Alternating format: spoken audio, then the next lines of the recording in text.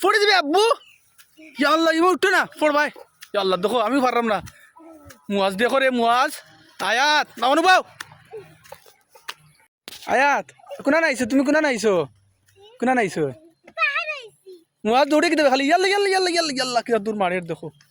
দৌড়ো না খালি আয়ো বুঝি না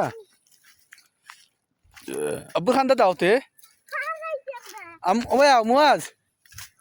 আব্বু ভাই আও